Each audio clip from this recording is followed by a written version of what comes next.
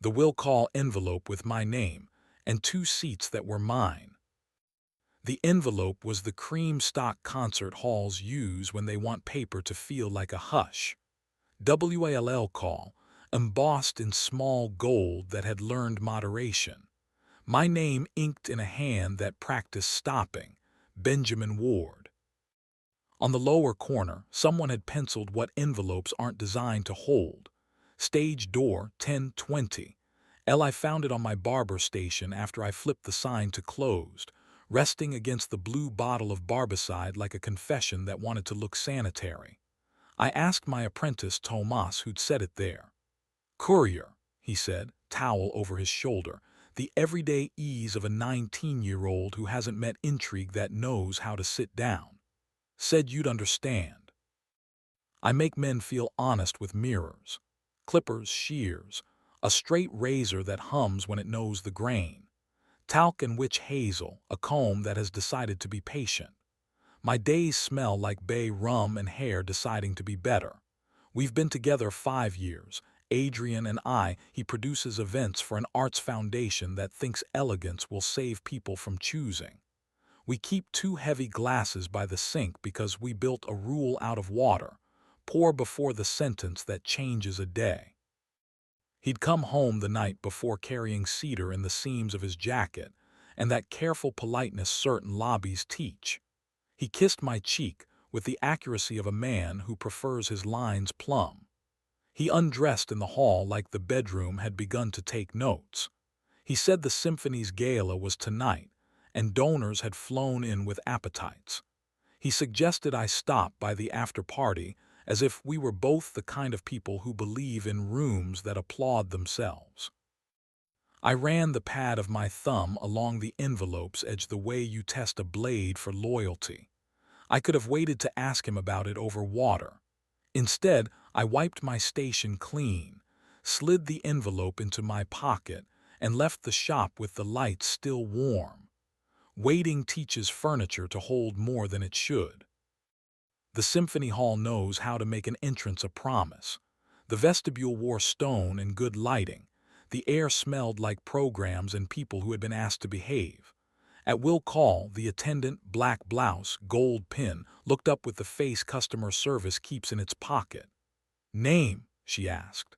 When I gave it, her mouth softened into the small grimace of someone who recognizes the part they're about to play. They're here, she said, and slid an identical envelope across the counter. Inside lay 2 tickets together in the grand tier and a paper with a pencil whisper. Stage door, 1020, L. The concert had already begun. I took a seat in the back of the orchestra level like a decent secret. The hall filled itself with Sibelius the way winter fills a window, deliberately, as if to be fair. The cello section breathed like decision. Then the soloist stood. I'd seen photographs. Press releases teach faces to be remembered in flattering angles. In person he was taller, more intact hair that had negotiated a truce with the humidity, a mouth that looked like it knew its notes' true names.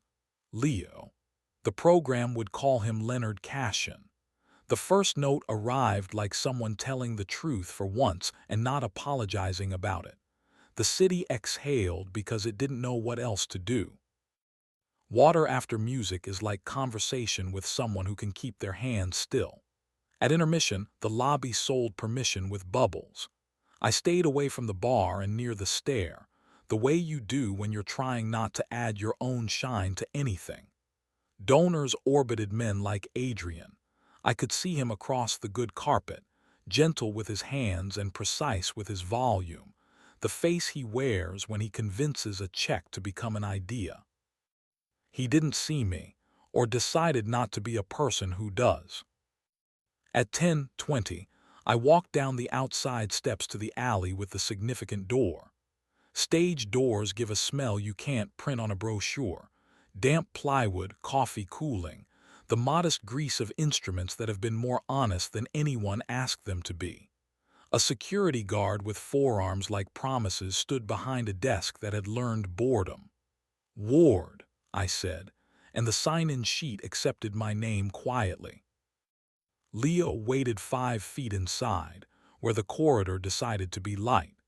He had changed into a shirt that had forgotten to button one extra thing, and he smelled like cedar, and the last minute before a room tells itself the truth. The cello case leaned against the wall in the posture of an animal that trusts its keeper. "You came," he said. He said it like relief, not victory. "You put my name on a door that prefers no names," I said, holding up the envelope. "Paper and we've agreed to negotiate." He didn't move closer.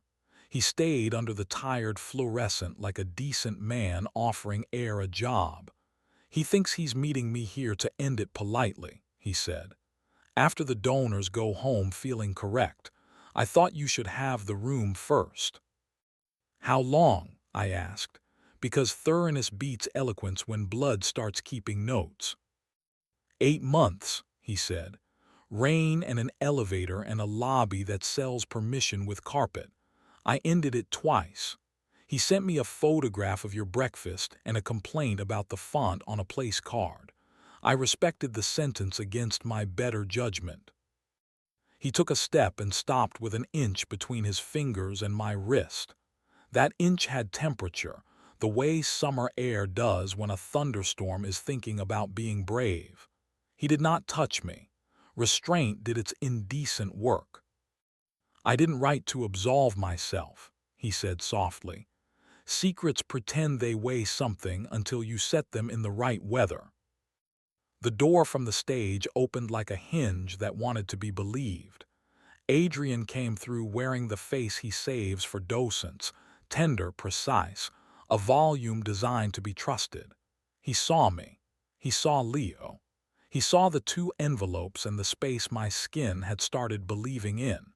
He closed the door so gently the metal thanked him. "Okay," he said. The word took its seat and declined to make a speech.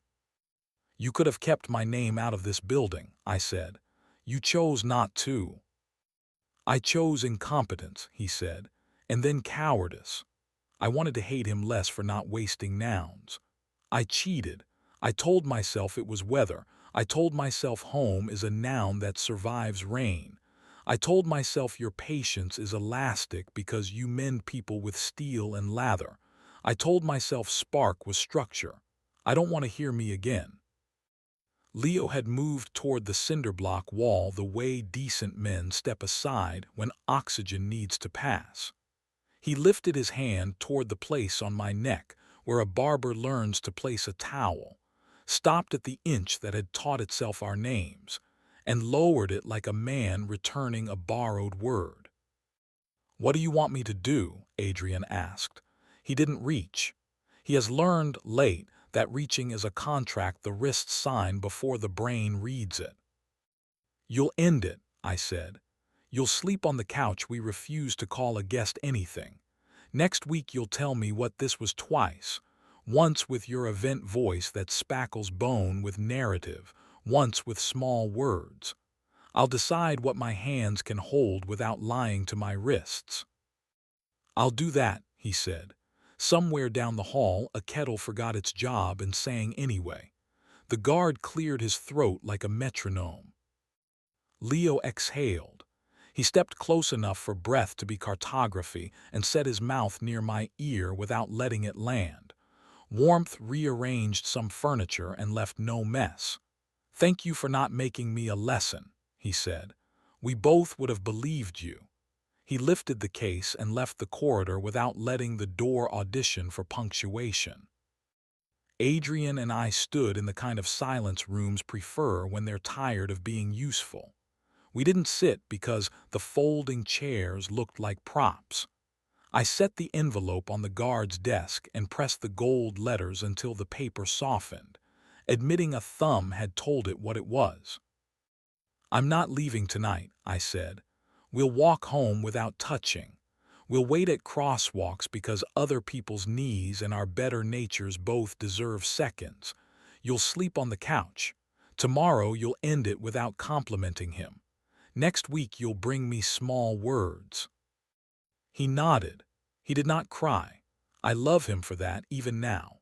We walked the long way around the building because alleys deserve dignity too. At the curb, a cyclist cut the angle short and Adrian's palm hovered near my hip, offering me a mercy I could want and refuse in the same breath. I refused. A man gets to choose the boring tool that keeps the lock from lying. At home, the kettle auditioned and then behaved. He laid blankets on the couch with producer neatness. I slept in our bed like a straight razor put back into its case, honest and not in use. In the morning, he went to the lobby that sells permission and returned smelling like nothing. The cologne adulthood should hand out in brown bottles. He said he had ended it. He told me twice, as required. The gala voice was almost bearable. The small words did the work. I liked being two men, he said. One of them didn't have to be tired. I mistook adrenaline for architecture. I can be one person if you let me do the job. I let him. That is unglamorous and true. He slept on the couch for 6 nights and relearned the apartment's geography, the distance between bathroom and apology, between kitchen light and the drawer with the matches. On the 7th, he came to bed quietly and remembered my mouth with the slow accuracy we taught each other early and almost forgot. There is a kind of erotics that arrives as restraint and stays as trust. We let it. 2 days later, Leo texted, "Thank you for telling the truth where sound knows how to behave." I replied, "Try it in a room without acoustics." He didn't answer, which was the second best thing he did. Work refused to become noble. It remained exact. Mr. Torres sat in my chair and asked me to shave the gray out of his beard without lying. So I trimmed with respect, left the honest parts, and showed him how winter can look like a decision. A teenager came for his first real cut and watched his reflection learn posture as the line along his neck discovered why straight razors exist. When the alum stung, he grinned like he'd met consequence and liked it. A restaurant manager wanted me to invent a hairline for a billboard shoot, and I told him hair has the right to vote. He booked a different kind of lie elsewhere.